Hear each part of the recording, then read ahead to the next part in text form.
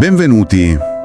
Allora, oggi parliamo di una figura davvero di grande spessore nel mondo dell'arrampicata e dell'alpinismo italiano, Christian Brenn, purtroppo scomparso da pochissimo, il 3 giugno. Sì, una notizia che ha colpito molto. Ci basiamo un po' sui dati biografici, poi abbiamo un ricordo personale molto bello, toccante, e un'analisi interessante di Enrico Camagni uscita sullo Scarpone. L'idea è capire un po' la sua storia, dalle gare all'alta quota, e cosa ci lascia, anche alla luce di questa, tragica fatalità sul Monte Biaina. Sì, guarda, per la mia generazione, quella degli anni 90, Brenn era proprio un mito. E la sua storia è affascinante anche per questo percorso, no? Cioè è partito dall'eccellenza assoluta nelle gare. Al top mondiale. Esatto, per poi buttarsi nelle grandi avventure alpinistiche. E questa cosa della caduta in discesa, lascia davvero senza parole. Aggiunge un elemento così amaro. Partiamo proprio da lì, dalle gare. Inizia giovanissimo, mi pare a 15 anni, no? Entra nel circuito di Coppa del Mondo nel 91. Praticamente un ragazzino. E i risultati arrivano, e come? Parliamo di 7 podi in Coppa del Mondo Lead, quella sulla difficoltà pura. Con quella vittoria, te la ricordi, a Courmayeur nel 98. Come no, bellissima.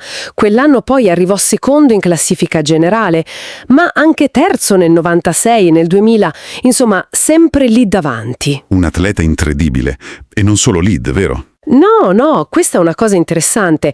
Ha preso 2 argenti agli europei lead, certo nel 98-2000, ma aveva vinto un argento pure nella speed, la velocità, nel 92. Dimostra una completezza notevole. E poi i titoli italiani, le Coppe Italia, insomma un palmarès da paura. Si ritira dalle gare nel 2005. Esatto, una carriera agonistica di altissimo livello, e viene da chiedersi come quella mentalità, quella capacità di gestire la pressione della gara l'abbia poi aiutato, o forse influenzato, nell'alpinismo. Bella domanda. Perché il 2005 è proprio l'anno della svolta, diciamo. Lascia quel mondo magari più strutturato, controllato delle competizioni. Sì, con regole precise, muri artificiali. Per abbracciare l'incertezza, la vastità dell'alpinismo vero e proprio. Esattamente. Un salto mica da ridere, dalla palestra misurabile alle incognite della roccia, del ghiaccio, dell'alta quota. E lo fa subito alla grande. Subito con un progetto importante, mi sembra. Eh sì, la spedizione Up Project in Pakistan. Vanno sul Chogolisa, aprono una via nuova, up and down, e poi lui stesso poco dopo la sale in libera fino al 7C. In quota. Un segnale forte, direi. Un segnale chiarissimo. E poi, 3 anni dopo, 2008, arriva quell'impresa in Patagonia di cui si parlò tantissimo. Ah, quella sul Cerro Piergiorgio, sì, con Hervé Barmasse. La Nord, una parete che nessuno aveva ancora salito. Inviolata. Esatto. Aprono la Ruta dell'Hermano. E non era solo aprire una via, capisci? Era risolvere quello che veniva considerato un grande problema alpinistico. Ci avevano provato in tanti, anche i Ragni di Lecco, il suo gruppo. Quindi univa difficoltà tecnica pura e avventura esplorativa. Proprio così. Ma questa sua, polivalenza si vedeva già da prima. Già nel 2003 aveva fatto quella libera pazzesca di Itaca nel sole in Valle Orco. Ah, giusto. Fino all'8B Trad, cioè su protezioni da mettere. Esatto. Niente spitz. Devi proteggerti tu, metro per metro. Un livello incredibile per l'epoca su quel tipo di terreno. Dimostra una padronanza tecnica su tutto. E infatti, anche sulla roccia sportiva, in Falesia, i numeri c'erano tutti. Certo. Nel 2005 sale Underground, che è 9A, il massimo livello, lavorandolo ovviamente, ma aveva salito anche roba fino all'8B+ quasi a vista, tipo Mortal Kombat. Una base tecnica solidissima per tutto il resto. Ecco, e qui forse entra in gioco anche la persona, non solo l'atleta. Abbiamo questo ricordo, questa testimonianza che lo descrive proprio come un'ispirazione, un simbolo di passione pura, di forza tranquilla, di dedizione. Una forza calma, sì. E sottolinea questa terribile ironia della scomparsa, in discesa, non nel momento della difficoltà estrema.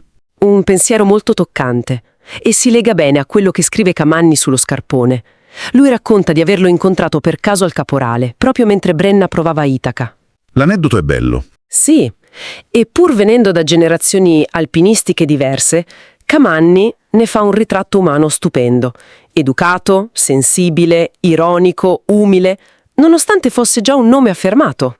E Camanni sottolinea proprio questa cosa quasi unica di Brenna, l'aver invertito la rotta più comune, non dall'alpinismo alle gare, ma dalle gare all'alpinismo di avventura, sfidando un po' le regole, i pregiudizi. Proprio così.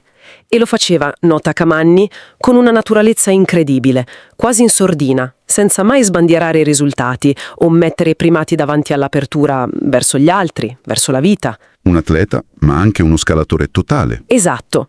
E poi soccorritore, guida alpina, allenatore, tante cose, tutte vissute con intensità, mi sembra di capire. Quindi, tirando le somme, emerge un quadro di un atleta straordinario, capace di eccellere nel rigore delle gare e poi di reinventarsi completamente come alpinista di livello mondiale su terreni diversissimi, dalla plastica alle grandi pareti. Assolutamente. Ma oltre alle prestazioni, quello che colpisce, leggendo queste fonti, sono le qualità umane, la passione, l'umiltà, la dedizione che tutti gli riconoscono. Eh sì. E la sua scomparsa così improvvisa, è un colpo duro. Ci ricorda quanto sia fragile l'andare in montagna. C'è un rischio intrinseco, sempre, per tutti. Anche per i più forti, i più esperti. Esatto. E non solo quando sei sul passaggio chiave, sulla difficoltà massima, ma anche in momenti che sembrano più tranquilli, come una discesa. Forse proprio lì si abbassa la guardia. Chissà. È vero. E questo forse ci lascia con una domanda, no? Il percorso di Christian, dalla resina indoor alle immense pareti del Karakorum e della Patagonia, ci dice forse che queste categorie, atleta da gara, alpinista, sono un po' troppo rigide, che sono più interconnesse di quanto pensiamo. È un buono spunto di riflessione. E poi la sua fine, così, inaspettata. Non durante una scalata al limite, ma appunto in discesa. Come ci fa riconsiderare la nostra idea di rischio, di controllo, in quell'ambiente verticale che tanto amiamo esplorare. Una domanda che resta aperta, credo.